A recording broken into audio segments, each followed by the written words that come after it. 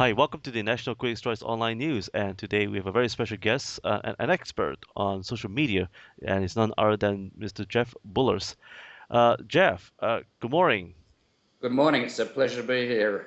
Yeah, yes. And Jeff, tell us more about your new book that's coming up, because it's all about blogging in the social media sphere. If I'm right to say that. Yep. I suppose it's about blogging in a world of social media. It's basically how you can use the power of social media to gain attention globally as a blogger, and build authority online in your niche, and also to monetize your knowledge. Yeah, it's been a huge change in both publishing and marketing over the last 5 years with the social web, and it's also being impacted greatly by mobile as well. For example, you're Skyping me, I'm on my iPad, so I'm actually not in my office, I'm actually just sitting somewhere else with the iPad in front of me. Now it's amazing. Now a lot of viewers have a lot of questions that are sent to me via email for you, Mr. Jeff Bullas, and that is one of the questions is this, Jeff. Over the years, my employers and clients are very skeptical about blogging. What has changed today? It seems to be that blogging is more acceptable, even among governments and Yep, policymakers. yep. My question to you is that is blogging bad or good? Blogging for me is been very good. Um, And of course, there's bad blogging and there's good blogging. There's people that blog about strange things and bad things, but I think it's certainly a great transformation of publishing.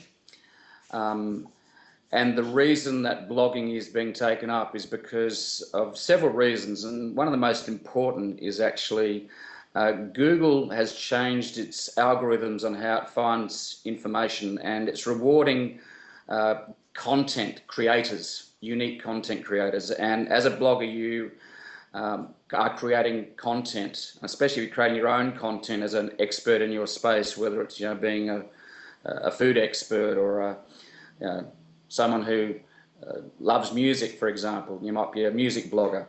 Um, Google's rewarding by ranking those bloggers' articles high in Google, especially if they blog regularly and consistently. So what's happened is that Google has increased the importance of fresh, unique content, and it's so the social web has allowed people to actually also spread their information more rapidly. Uh, the importance of blogging is now woven intrinsically into the whole web globally, and is an important part of becoming visible in an economy that's driven by knowledge now, not so much by industry. So, right, and another question we have that is from Thailand, and that is, dear Mr. Bullis, tell us more about what's next for bloggers, because it seems that everyone is going towards mobile, and even in the United States, they even publish papers that everyone is going mobile and mobile apps. How does that affect the blogosphere? Okay. Uh, as a blogger, what you need to start thinking about doing is creating a blog that can be viewed on a whole range of devices, from laptops, desktops, through to iPads and tablets, right through to smartphones, because people consume their information everywhere and anywhere now. So, and WordPress being the most, widely available and used blogging platform, there's a lot of templates available that are actually developed, so they're called responsive, which means they respond to the screen size automatically, detecting what device a person is using. So the ability to present information that can be consumed easily on any type of device becomes more important as people consume their information and knowledge, not so much via print media now, but online. So you've got to be able to reach the broadest audience possible, and that's done by making sure that your blog is actually visible on mobiles as well as desktops. Another question that is coming in from Hong Kong, and that is, dear Mr. Bullas, could you tell us who are your most influential bloggers that you've been reading, that's influenced you to be a blogger? There's a few. One of the first ones I came across was a blog called by HubSpot, which is an inbound marketing platform, and they were very strong on creating great content on their blog about 5 years ago, and I saw what they were doing, and I was very impressed. So HubSpot have been very successful globally, and if you want an idea of how to actually create content as a blogger, that's a great example to go to. And they cover a whole range of of information, including social media, email marketing, digital marketing, search engine optimization. They also look at things like Facebook. So um, they've got a large team of creators that actually create content for them. So that's a great resource. Another one is Copy Blogger, which is about how to create and craft great content. How to write headlines. So copyblogger.com, their blog is really good, and of course Social Media Examiner. So they may be the top three that I look at, and there's a whole range of other ones I look as well. But they're the three that I read quite regularly. Now, I have a question that's coming in from Indonesia, and that is, dear Mr. Bullis, my question for you about the blogging sphere and social media, and that is, uh, you mentioned in your paper that you got to encourage more people to have more likes on Facebook, if we are a Facebook centric and so forth. Yeah. But how do we measure the outcomes and results? Because does it give us a ROI, that's return on investment? How can we transform that into return on investment? Well, there's platforms emerging now that help you both measure your social media results. So these platforms have integrated into them statistics that actually help you measure that. There's a lot of free tools that can measure it. You can use Google Analytics and set up a conversion path that measures, where the traffic comes from, if it hits a landing page, and if that turns into, paid results, such as that landing page is a book you're selling or an online course that you are trying to get people to purchase. So there's a whole range of ways in which you actually can track the ROI, return on investment. I think you've got to, consider the return on investment. I think the other thing too is you've just got to keep adding value to your readers, because you don't always get paid.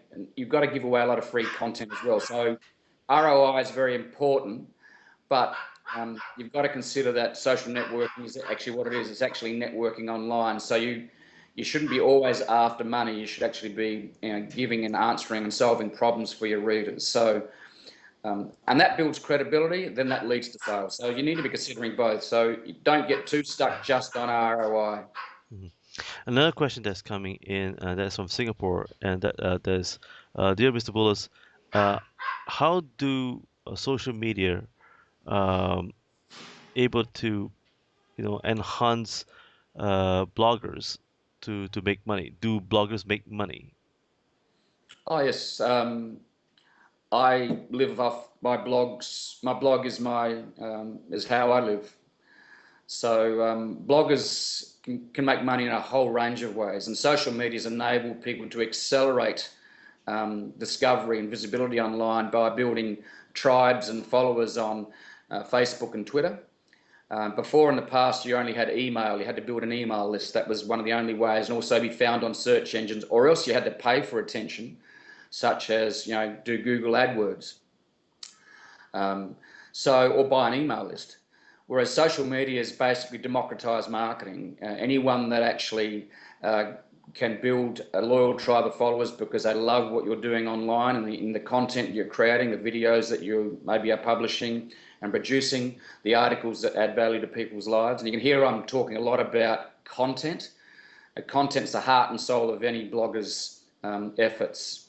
To give you an idea of how powerful social media is for, for people is I think it was a week ago, Beyonce launched an album, and it wasn't done through any traditional media at all. It was done basically as I think 9 YouTube videos, and then launched to her Facebook fans. And she's got tens of millions of Facebook fans, but there was no traditional media involved.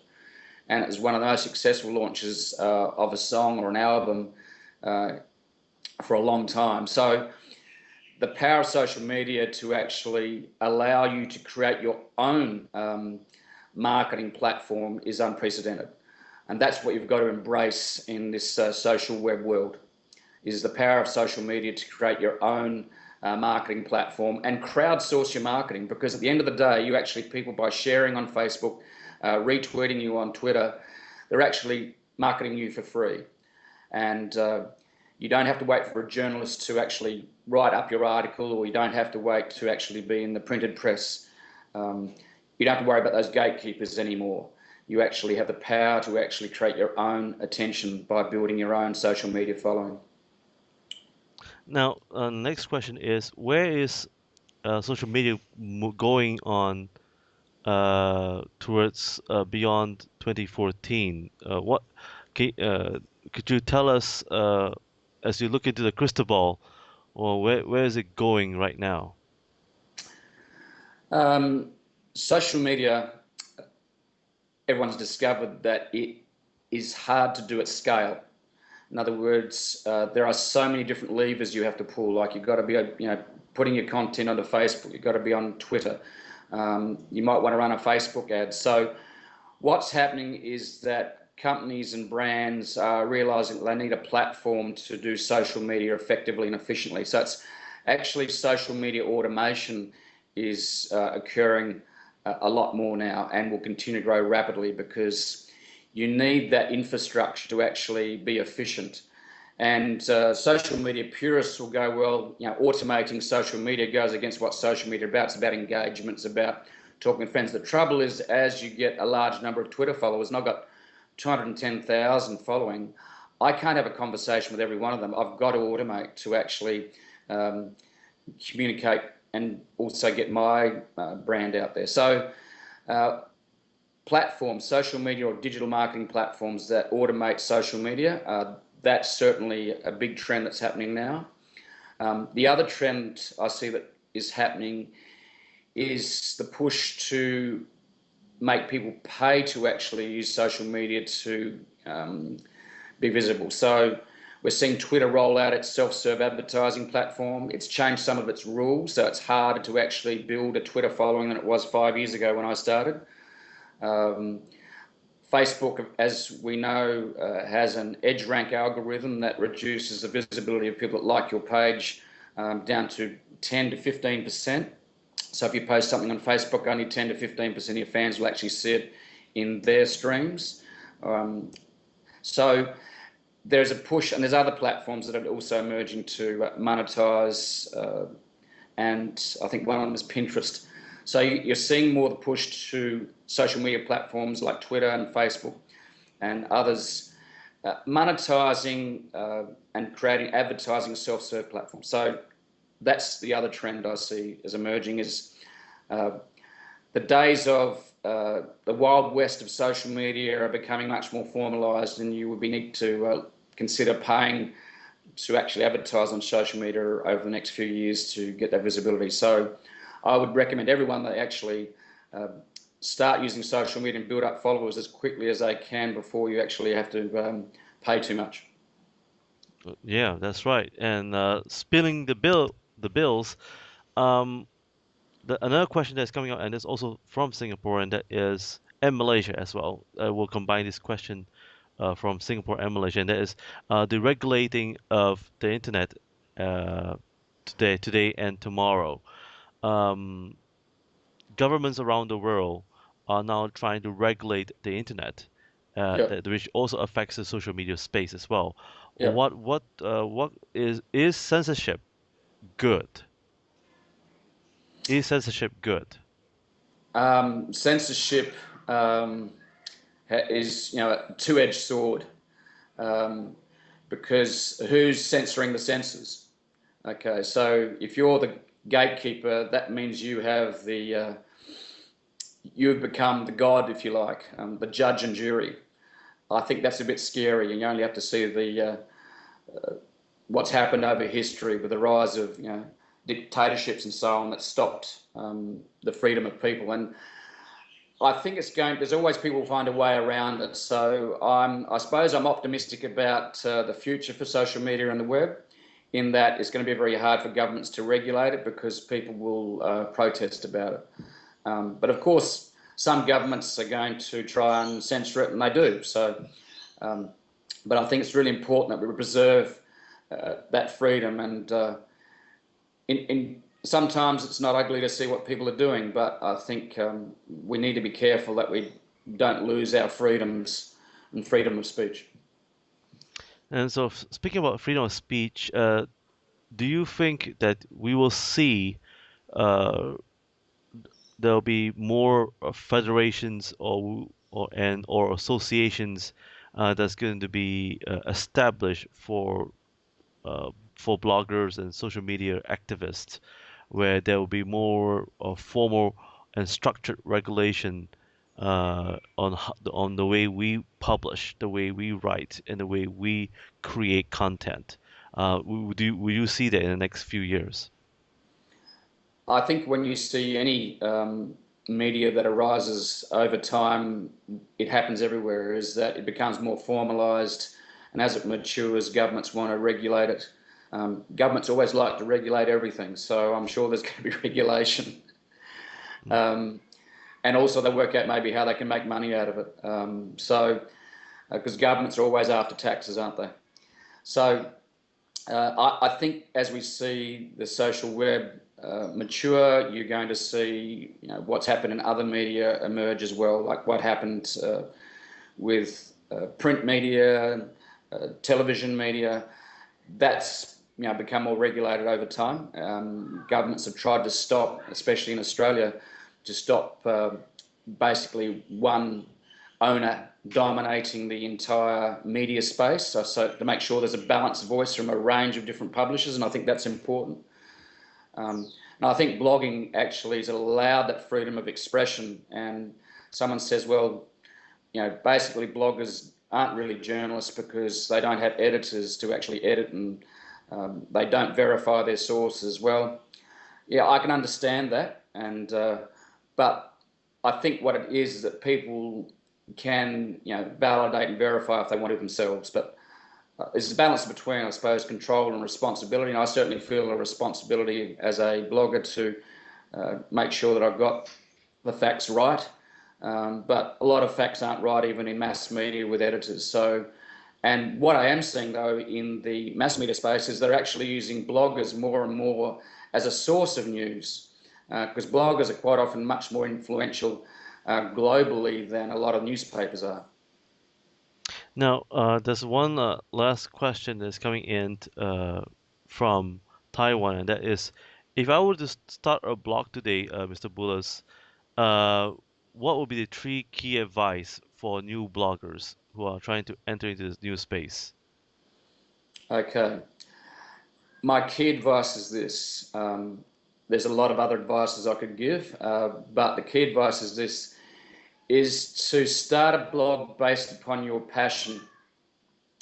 So if you do it just to do it for money, it's going to be hard to maintain. So you've got to understand, or you've really got to understand what your true passion is. And sometimes that's not a singularity. It could be a blend of a few different things that you're interested in. For me, it was a combination of my curiosity about technology, my curiosity about social media, and also marketing. So really my blog is I suppose, a synthesis of a few passions I have, those three. So if you start a blog with that focused attention and develop a micro niche globally, then you've got the greatest chance of success. The rest are just the tools to actually gain that attention globally, such as learning how to use social media effectively, build an email list, and have a great blogging platform that allows you to communicate and structure your content.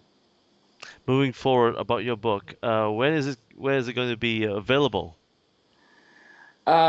Well, blogging the smart way is available on my blog, jeffbullas.com. Um, that's in a PDF format, and it's a bit over 100 pages. And that will take you through some of the things that I've learned over the last few years about blogging and how to create authority online. So that is already available. And there's also a free book on my blog available, which is 8 Steps to Blogging Mastery as well. So have a look at both of those, and I'm sure that there'll be some ideas you might help you in your blogging journey. Mm. So how can our viewers, contact you for more information? On my blog, there's just my contact form. So, but otherwise, they can contact me on Twitter, which is just Jeff Bullas, JEFFBULLAS, or they can send me an email at jeff@jeffbullas.com. So, or you can contact me on Facebook on my Facebook page, which is Jeff Bullas Facebook again. So, it shouldn't be hard to find me. Well, once again, Mr. Jeff Bullas, thank you for joining us here at the National Critics' Choice, and thank you for revealing to us the future of blogging and the social media space. And once again, folks, thank you for joining me, and please look out for more news and updates. I'm Robin Steinberg here at the National. Hi, Jeff Bullas. Welcome back to the National Critics' Choice. Could you give us some three key advice for leadership and brand blogging? How can leaders and brands able to establish influence through blogging and the social media? Okay, if you want to establish authority, one of the quickest ways to do that is actually via a blog. So, um, and the way to create authority actually is to help people solve their problems and provide content that adds value to their lives. So, but also to be very focused. So, if you want to become an authority in your space, one of the most efficient ways to do that now is to actually go online. That's why blogging is so important. So as an individual, that if you have expertise in manufacturing, or it might be in a technology, it might be in mobile, if you can actually create a focused blog around that and publish consistent content over time, and also get that content out to a global audience, you can become an authority in your niche. But you've got to be very focused. The other thing, in terms of if a brand wants to establish authority, it needs to become a publisher. And I think that's the other thing that brands need to understand, is they don't need to actually appear on mass TV. They actually can create their own brand awareness by publishing themselves. You only have to look at the likes of Red Bull globally, that creates content. They don't talk about their brand. They create conversations around their brand. So they create even full-length movies. They actually have their own publishing company with about 150 people. All they do is publish. So brands, if you want to be a leading brand globally now, I think the future is that you've got to become a publisher. In fact, some of the top brands, some of the brands that understand this, like Coca-Cola and that, understand that the power of content that is shared by the social channels is very powerful. And I came across an example recently. It's some research done by a company called Octoly, and Octoly showed that a brand such as Lego, and also Apple, that 99% of the content that we're having conversations about them were done by their fans on YouTube and so on. So only 1% of the content was actually created by the brand themselves. So if you understand that paradigm, that the social web can accelerate your brand discovery by publishing and then letting your fans and followers actually create conversations around it, then you can accelerate your brand really fast. So I think we've all got to learn to be publishers, both if you're as a personal brand, as an expert, also as even a global brand, to actually create those conversations. That over time creates a very powerful online presence that's both searchable and discoverable on social media, as well as on search engines. Well, once again, Mr. Jeff Bullas, thank you for sharing with us once again for leadership.